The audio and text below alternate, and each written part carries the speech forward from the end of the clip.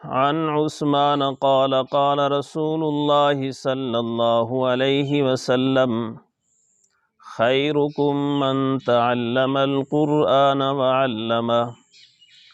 حضرت عثمان رضی اللہ تعالی عنہ نبی اکرم صلی اللہ علیہ وآلہ وسلم کا ارشاد نقل فرماتے ہیں، فرمایا کہ تم میں سے بہترین شخص وہ ہے جو قرآن شریف کو سیکھے اور دوسروں کو سکھائے۔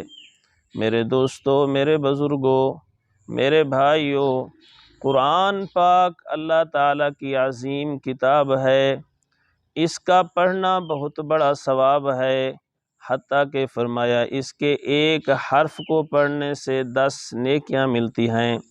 الف لام میم، فرمایا یہ ایک حرف نہیں ہے بلکہ الف علیحدہ حرف ہے، لام علیحدہ حرف ہے اور میم علیحدہ حرف ہے۔ الف لام میم پڑھنے سے 30 نیکیاں مل گئیں۔ اور سبحان اللہ، قرآن پاک کو پڑھنا ثواب، قرآن پاک کو سننا ثواب، قرآن پاک کو دیکھنا ثواب، قرآن پاک کی خدمت کرنا ثواب، قرآن پاک کا ادب کرنا ثواب، اور قرآن پاک والوں کی خدمت کرنا بھی بہت بڑا ثواب ہے۔ دوستو، قرآن پاک پڑھنا اور پڑھانا یہ بڑا عظیم کام ہے۔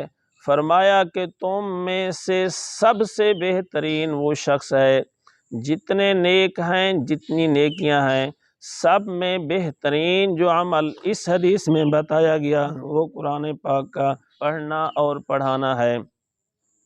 تو ہم سب کو اس چیز پر عمل کرنا چاہیے۔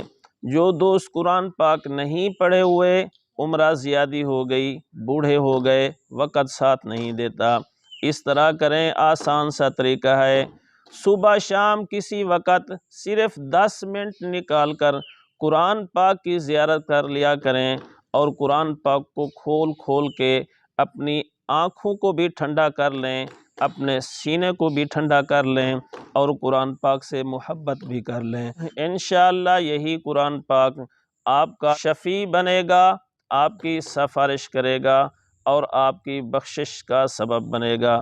اللہ تعالی ہم سب کو توفیق عمل عطا فرمائے۔